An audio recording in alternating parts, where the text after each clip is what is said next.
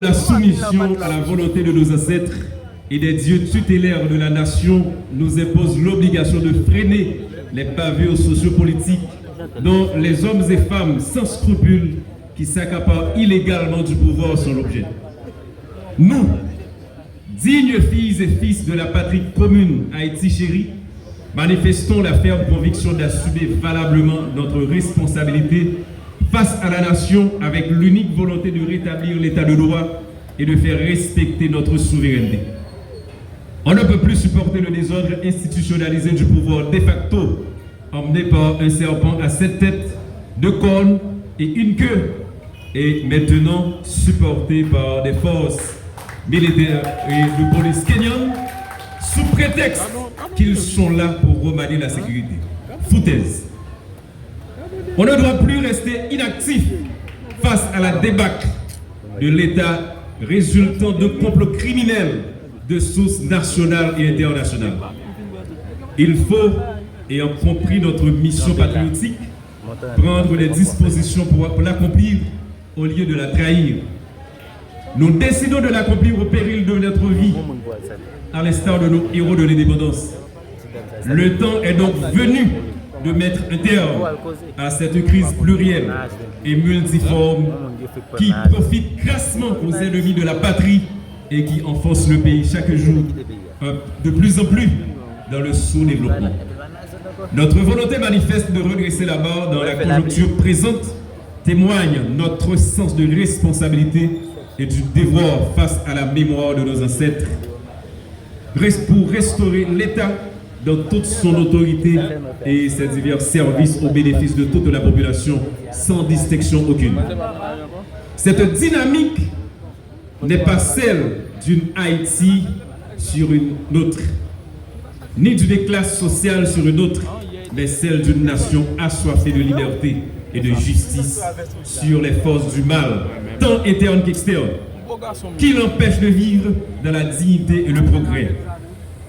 À travers différentes manifestations sur tout le territoire national, souvent réprimées dans le sang, chez nous et même en terre étrangère, le peuple haïtien exprime clairement à la face du monde son rejet du système politico-économique qui méprise son humanité et sa citoyenneté.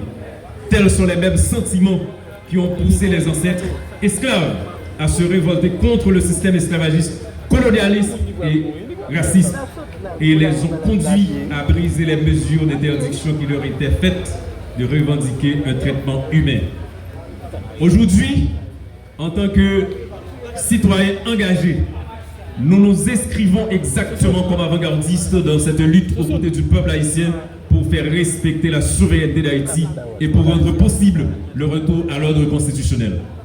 Ainsi, la mauvaise gouvernance, la corruption généralisée, l'impunité, la montée volumineuse des bandes armées et le banditisme d'État seront un souvenir d'antan. L'État sera respectueusement au service de la population et non l'inverse.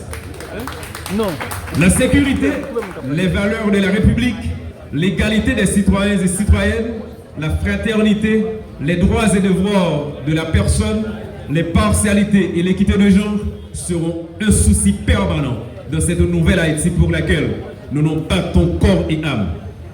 L'indépendance de la justice doit être une garantie formelle, comme le veut tout état de droit. La Bible l'a si bien précisé, la justice élève une nation.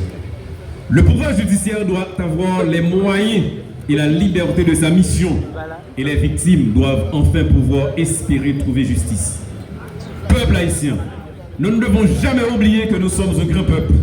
Nous demeurons un bel exemple d'unité dans la lutte de libération. Nous avons même aidé d'autres peuples à vaincre leurs oppresseurs dans la lutte pour l'obtention de leur liberté. Et grand nombre d'entre eux gardent encore avec respect et gratitude ces souvenirs. Il nous faut maintenant appliquer ce pouvoir d'unité dans la construction de ce grand État dont nous rêvons tous. Notre glorieuse page d'histoire de lutte pour l'indépendance demeure une étoile qui étonne encore dans l'histoire universelle. Et il faut éviter d'y jeter des saletés comme le souhaitent tant les puissances vaincues.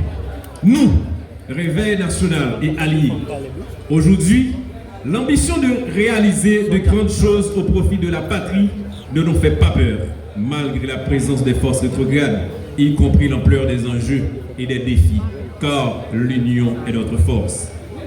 Pour ce qui concerne nos amis de la communauté internationale, nous espérons un changement de paradigme dans nos relations. Nous exigeons désormais une collaboration respectueuse et fructueuse, car le peuple haïtien mérite mieux qu'un cycle d'assistanat. Entre l'aide et la coopération, la grandeur de notre histoire et l'attachement à notre dignité de peuple nous imposent la suivante. Nous voulons dorénavant recommencer à vivre le confort de l'État prospère et souverain, où le drapeau de la sécurité flottera sur toutes les régions du pays. Car aujourd'hui, cette unité entre Réveil national et différents membres d'autres structures politiques qui sont présents nous montre clairement que cette nouvelle Haïti est possible. Et félicitations à vous tous les amis. Notre société doit être sous peu l'objet de la dignité propre aux citoyens et citoyennes de tout État qui se respecte. Nous luttons en tout état de cause pour un vrai retour à l'ordre constitutionnel. Que le peuple haïtien reste à jamais vigilant. Vive Haïti, vive la République. Merci beaucoup.